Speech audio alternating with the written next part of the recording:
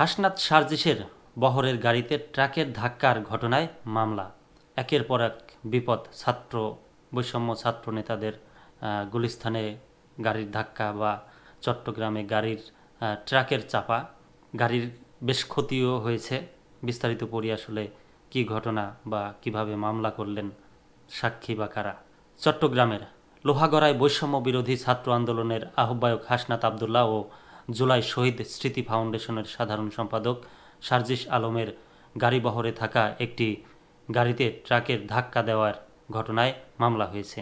গতকাল বুধবার দিবাগত রাতে ক্ষতিগ্রস্ত গাড়িটির চালক বাদী হয়ে লোহাগড়া থানায় মামলা করেছেন। এতে দুজনকে আসামি করা হয়। মামলার বিষয়টি প্রথম আলোকে নিশ্চিত করেছেন লোহাগড়া থানায় দায়িত্বরত পুলিশ কর্মকর্তা এনায়েতুল্লাহ। তিনি বলেন, এ ঘটনায় ট্রাকের চালক ময়মনসিংহ জেলার ত্রিশাল উপজেলার বাসিন্দা মুজিবুর রহমান ও তার ছেলে চালকের সহকারী রিফাত মিয়ার নামে থানায় মামলা হয়েছে।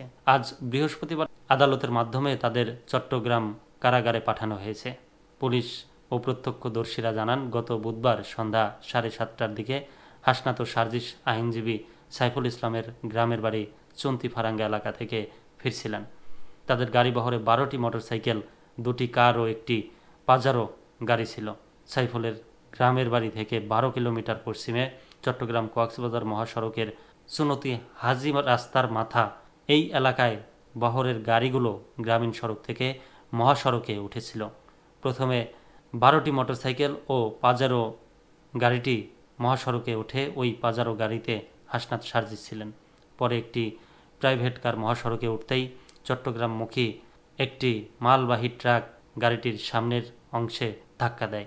এতে কারটির সামনের বাঁ দিকের অংশ ক্ষতিগ্রস্ত হয়। ক্ষতিগ্রস্ত প্রাইভেট কারটিতে হাসনাত সার্জিসের কয়েকজন সফরসঙ্গী ছিলেন, তবে ওই ঘটনায় কেউ হতাহত হননি।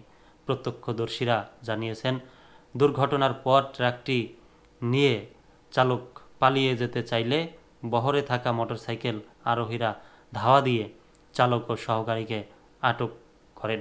পরে তাদের লোহাগড়া থানা পুলিশের কাছে সোপর্দ করা হয়। এরপর হাসনাত সার্জিসের লোহাগড়া থানায় একটি সাধারণ ডায়েরি করে সহকর্মীদের নিয়ে ঢাকার উদ্দেশ্যে রওনা দেন।